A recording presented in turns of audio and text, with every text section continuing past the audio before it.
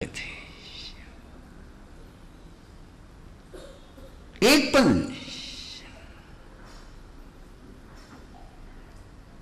पता नहीं उस एक पल में क्या मिल जाता है, पता नहीं उस एक पल में क्या खो जाता है। ये सालों की बात नहीं होती है, बात केवल एक पल की होती है। और एक पल जिसके जिंदगी में सही तरीके से जिसने वो जी लिया, बाकी सारे रास्ते उसके पीछे खुलते ही चले जाते हैं। और वो पल खो गया कि बाद में कितनी यात्रा करते रह जाओ, हाथ में कुछ भी नहीं आता है। मुझे को उस परिवार के आपके पास गीत नहीं गाने हैं,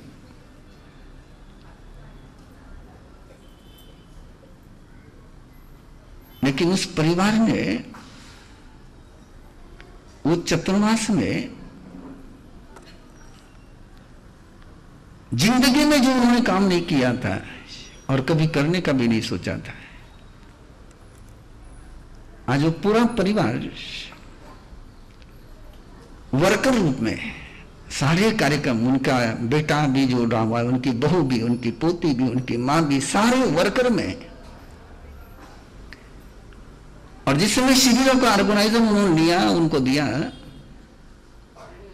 और आपको पता है कि यहां कोई शिविर विदाउट चार्जेस नहीं होता है।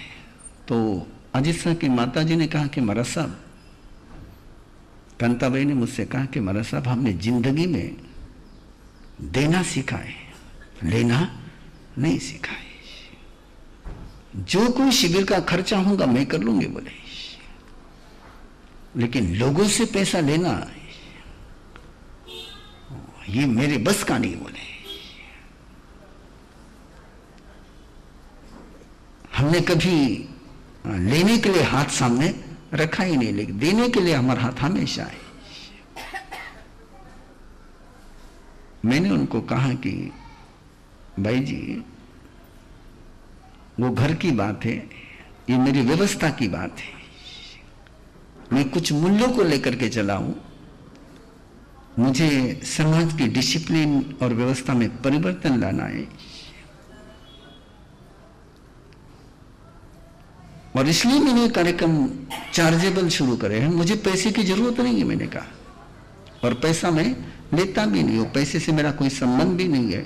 लेकिन समाज में जब काम करते हैं और किसी को स्पॉन्सर बना करके काम करते हैं तो बड़ा उल्टा चक्र शुरू हो जाता है। जिसकी स्पॉन्सरशिप लेते उसका सत्कार करना पड़ता, फिर मैं उससे सहमत रहूं कि नहीं रहूं, और वो मेरे लिए जो खाता है वो चार्जेस दे, जो खाता है वो चार्जेस दे, जो सर्विस लेता है वो चार्जेस ले। विदाउट चार्जेस सर्विस नहीं, विदाउट सर्विस चार्जेस नहीं। मैंने उनको कहा कि भाई जी, मुझे सिस्टम डेवलप करनी है। एक शब्द उन्होंने उसके बाद बोला नहीं, और उनकी बहू और वो स्वयं काउंटर पर खड़ी थी चार्जेस लेने के लिए। एक परिवर्तन तब आता है जब नॉलेज भी हो और साथ में श्रद्धा भी हो, ये दोनों मिल जाए तब चरित्र का जन्म होता है। जब तक नॉलेज और फेथ इनका संगम नहीं होता है तब तक चरित्र का जन्म नहीं होता है। केवल इंफॉर्मेशन से कैरेक्टर बिल्ड नहीं होता है, केवल फेथ से भी कैरेक्टर बिल्ड नहीं होता है। इंफॉर्मेशन और फेथ जब कंबाइंड हो जाती है तो कैरेक्टर बिल्ड हुए बिना कभी नहीं रहता है। और ये जो पर्व अपने आंगन में दस्तक दे रहा है, जिसका कल से पहला दिन है, आज पूर्व दिन है, आनंद जन्मोत्सव, उस महापुरुष के तरफ एक पल के लिए नजर उठा करके देखे जिन्होंने दर्शन करे, तो उस महापुरुष में आपको एक बात पक्की पता चलेगी, उनका हाथ, उनका पांव और उनकी नजर, उनके हाथ, उनके पांव, उनकी नजर, उनकी जुबान उनका मन और उनका सोच, दिल, ये सब एक दिशा में ही चलते थे। जैसी भावना वैसा ही हाथ। ये तीन दिशा में उनके कभी नहीं चले। ऐसा कभी नहीं हुआ कि जो वो जानते थे वो उन्होंने जिया नहीं हो। उनके ज्ञान में और उनकी भावना में, उनकी सोच में और उनकी सच में कभी दूरी आप लोग तो क्या देख पाओगे, क्योंकि आप तो आते टेम्परवारी थे। 24 आवर्स हम साथ में रहने वाले भी उनके उसमें दूरी रात में भी नहीं खोज पाए। दिन की तो छोड़ दो तुम बात। गुरुदेव का एक नियम था कि वो स्तोत्र पाठ करे बिना आहार ग्रहण नहीं करते थे। रोज का जो उनका स्तोत्र पाठ होता था उसको किए बिना वो आहार ग्रहण नहीं करते थे। सभाएं लंबी चलती थी, लोग दर्शन करते थे और दर्शन में आधा पौन घंटा लग जाता था। तो मैं गुरुदेव से आग्रह करता कि गुरुदेव लोग दर्शन कर रहे हैं, आप अपना स्तोत्र पाठ कर लो। लोग दर्शन कर रहे हैं, आप अपना स्तोत्र पाठ कर लो कि जिसे पट्टे पर से उठती गोत्री करते आएगी। नहीं तो होता क्या कि वो दर्शन की लाइन पूरी होती, उसके बाद अंदर जाना, बैठना, फिर स्तोत्र पाठ करना, फिर गोत्री करनी, तब तक तो हमारी गोत्री होकर के पात्रियां पुछ करके हम निकल जाते और गुरुदेव अपने अकेले बैठे रहते थे। मैंने बहुत आग्रह किया, बहुत आग्रह किया, लेकिन गुरुदेव ने कभी वो काम किया नहीं। मैं बाकी बहुत सारी बातें गुरुदेव से मनवा सका, लेकिन ये बात मैं गुरुदेव से कभी मनवा नहीं सका। मैंने गुरुदेव को पूछा क्या दिक्कत जाती है आपको करने के? लोग दर्शन कर रहे हैं, आप अपना पाठ करो ना। आपको पता है कि गुरुदेव के साथ हमारा रिश्ता ऐसा ही था। मैंने कहा वो लोग आपके पांव छूते हैं, आप अपना पाठ करो। वो मत्था टेक करके चले जाते हैं, आप अपना पाठ कर लो। एक साथ दो काम आराम से हो सकते, क्या उसमें इतनी इन्वेस्टमेंट जरूरत है? और फिर एक दिन गुरुदेव ने समझाया कि मेरे से संभव नहीं। बोले वो, मैंने कहा क्यों संभव नहीं है? जब हम 17 काम एक साथ कर सकते हैं तो आपको करने में क्या दिक्कत है? लोग दर्शन करते रहते हैं अपन अपनों। बोले नहीं। मैंने कहा मुझे कारण बताओ आप। और तब बहुत बहुत गहराई से जवाब आया कि लोग इतनी दूर से चल करके दर्शन करने के लिए आते, इतनी श्रद्धा से आते, और उनको यदि मैं रिस्पांस नहीं दूं, उनको यदि मैं प्रतिसाद नहीं दूं, तो ये मेरे लिए संभव नहीं। बोले उस समय तो अक्ल आई नहीं, लेकिन आज समझ में आता है कि उसमें कितनी गहराई थी।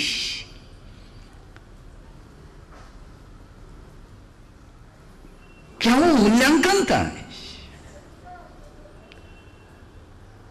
कितनी गहरी फीलिंग थी कि सामने वाला इतना दूर से चल करके आया है और वो मत्था टेके, मैं उसकी तरफ देखूं नहीं, मुझे संभव नहीं। और उधर देखो इधर जाप करो, संभव नहीं। मैं कहता था गुरुदेव की, मैं गुरुदेव क्या बात करते हैं आप? लोग इतने मेरे सामने, आपके सामने बैठे रहते हैं, आप बखान देते हैं, वो सामयिक भी करते हैं, माला भी गिनते, इधर उधर देख भी लेते हैं, मुक्का पड़ बात भी कर लेते हैं। वो एक साथ 4-4 काम करते हैं। और आपको तो क्या है? मैंने कहा केवल आप हाथ रखते जाओ, जाप करते जाओ। गुरुदेव ने कहा नहीं, दिल एक समय में एक ही जगह लग सकता है। दिल एक समय में एक ही जगह लग सकता है, दिल एक साथ दो जगह पर नहीं लग सकता है। क्या ईमानदारी होगी? कल्पना तो करो।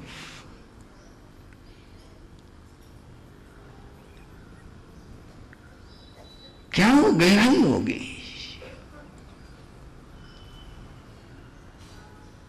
उस गहराई से वो जीते थे, और इसलिए उनके वचन ही मंत्र बन जाते थे, उनकी नजर ही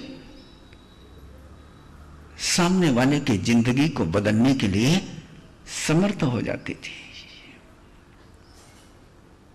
कि उनकी नजर में वो करिश्मा था, उनके पांवों में वो करिश्मा था, उनके हाथों में वो करिश्मा था, और वो करिश्मा बाय बर्थ नहीं था। ध्यान में रखना, वो करिश्मा बाय बर्थ नहीं था, वो जन्म से नहीं था। वो तो उन्होंने अपने जीवन में श्रद्धा, संयम और तप की आराधना करते हुए उसको अर्जित किया था, भक्ति पूर्वक अर्जित किया था। और ऐसा वो महापुरुष जिनके जन्मोत्सव की कल से हम लोग तैयारी कर रहे हैं, उस महापुरुष का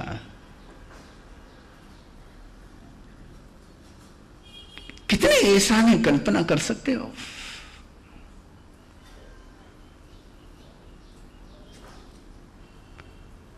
सोच सकते हो? जिधर नजर उठाओ, जिस क्षेत्र में नजर उठाओ, उस हर क्षेत्र में उस महापुरुष के उपकार नजर आते हैं। चाहे संघ का संगठन हो,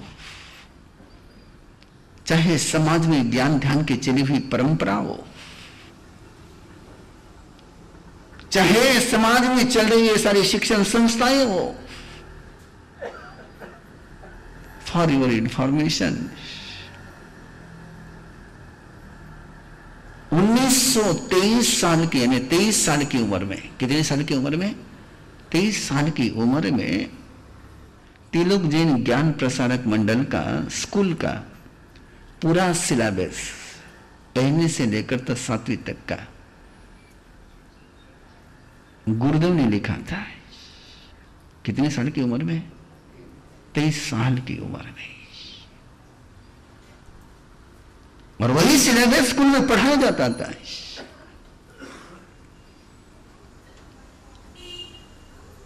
क्या प्रतिभा होगी,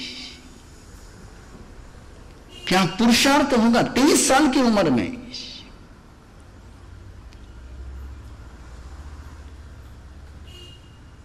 और ऐसा वो महापुरुष जिसका हर सोच जिंदगी में सच हुआ, जो उन्होंने सोचा वो उन्होंने किया। कोई अधूरा सपना उनका रहा नहीं। जो उन्होंने बोला वो तो उन्होंने किया ही, लेकिन जो उन्होंने सोचा वो भी सच हुआ है।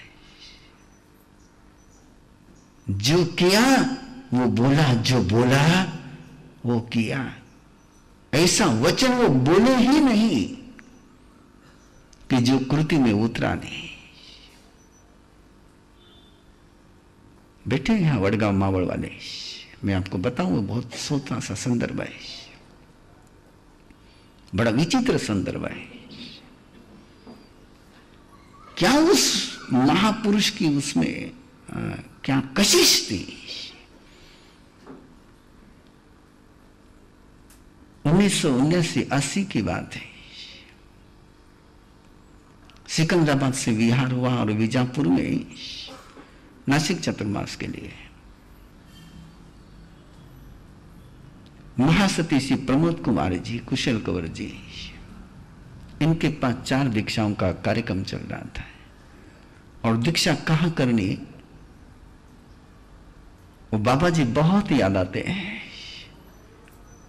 वडगांव वाले मानव चंद जी साहब बापना, जैसी बात आई बोले गुरुदेव वडगांव मावड़ में दीक्षा है।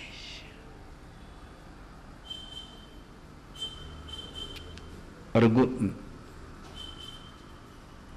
मुझे पूछना मत, चर्चा करना मत। गुरुदेव मुहूर्त को मानते थे, मैं नहीं मानता हूं। अब इस झंझट में पढ़ना मत कि गुरुदेव मानते तो आप क्यों नहीं मानते, इस झंझट में जाना मत। अगली जानकारी आपको चाहिए तो गुरुदेव मुहूर्त मेरे से निकालते थे, इसलिए मुझे उसका नॉलेज भी है। और वो सारा दीक्षा का मुहूर्त निकला 14 जून ना मदन भाऊ, 14 जून ना, हाँ 20 जून। और 20 जून के वडगांव मावड़ की दीक्षा है। जब डिक्लेयर हो गई तो पूना वाले जितने भी तारे तोड़ने वाले लोग थे, उनका वडगांव मावड़ में 20 जून को दीक्षा है, जहां 7 जून से बारिश शुरू होती है। कोकण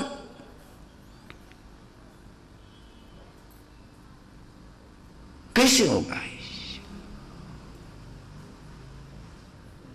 मैं जवाब देने में देर नहीं लगाता है, और गुरुदेव जवाब देते नहीं थे, बस सुनते थे, बोलता जाते था। आखातीत के पार ने घोड़ नदी हुई है, वहां से विहार करके पुना है, पुना से चिंचवड़ गांव पहुंचे। चिंचवड़ गांव के फतेहचंद जैन विद्यालय में गुरुदेव पहुंचे। उस समय मदन भाऊ बापना, वडगांव मानवचंद जी बापना, पूरा जत्था वहां पर पहुंचा। उस साल बारिश 1 जून को शुरू हो गई, हमेशा 7 जून को शुरू होती थी। बारिश 1 जून को शुरू हो गई, और ये सारा संघ गुरुदेव के पास वहां पहुंचा। मुझे पूरा दृश्य याद है। वो विनती करने के लिए मानवचंद जी बापना ने गुरुदेव से कहा कि गुरुदेव, जहां पंडाल देना था वहां कीचड़ हो गया है, पानी भर गया है, बोले दीक्षा चिंचवड़ कर लेते हैं, खर्चा वडगांव मावड़ संघ करेगा, खर्चा वडगांव मावड़ संघ करेगा, हम खर्चा करेंगे, लेकिन जगह चिंचवड़ कर लेते हैं। मैंने कहा ना, आपको गुरुदेव जल्दी जवाब नहीं देते थे। ये बोलते गए। वकील भी बोलता गया, मदन भाऊ बापना उस समय वकील थे, वो माजी आमदार मंत्री हो गया उस समय केवल वकील थे। ये भी बोलते गए, बोले कोई जगह नहीं है, बस वो कोर्ट की जगह है। बोले कोर्ट की जगह सोशल काम के लिए मिलती नहीं। बोले सब सुनते गए गुरुदेव, आधा पौन घंटे तक ये बोलते रहे। और उसके बाद धीरे से एक वाक्य बोला गुरुदेव ने कि दीक्षा वडगांव मावड़ में ही होगी। अब क्या बोलेंगे?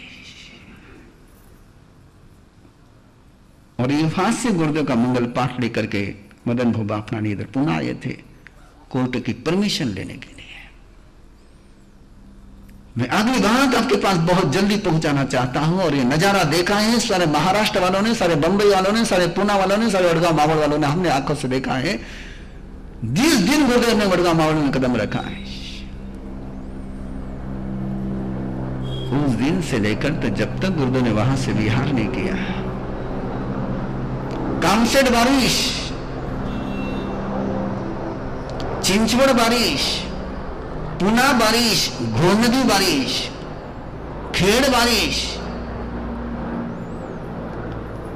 वडगांव मावड़ के नालों को, नदियों को बाढ़, लेकिन वडगांव मावड़ में बारिश नहीं।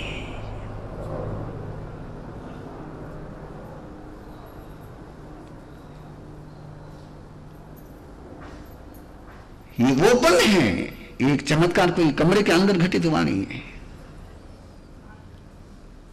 और उस समय जब बंबई वाले उस दीक्षा पर वहां पहुंचे तो हरि भाई ने भरे व्याख्यान में कहा, ये शू છે તમારો, અમે આવી રહ્યા હતા રસ્તામાં, કામસેટ સુધી વારિશ નહીં, કામસેટના આગળ વારિશ નથી, તમે શું કરો છો?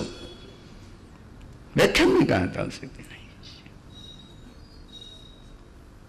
लेकिन ये तभी होता है,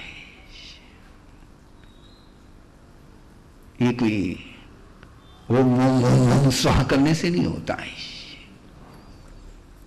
ये तभी होता है जब अपना तन, अपना मन, अपना वचन श्रद्धा से भावित हो जाए, उसकी बुराइयां समाप्त हो जाए, तभी इस काया में भगवत्ता के दर्शन होते हैं।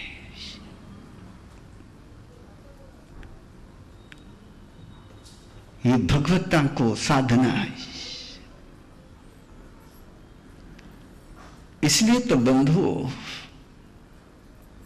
केवल मैं ही नहीं, केवल आप ही नहीं, पूरे देश में घुमाइए, चाहे सामाजिक संदर्भ हो, चाहे संघीय संदर्भ हो, चाहे कोई संदर्भ हो, लोग एक ही कहते हैं, लोग एक ही कहते हैं, एक ही जुबान चलती है कि ऐसा आचार्य वापस नहीं। कदम कदम पर याद ऐसी तीखी हो जाती है कि इन पंचों में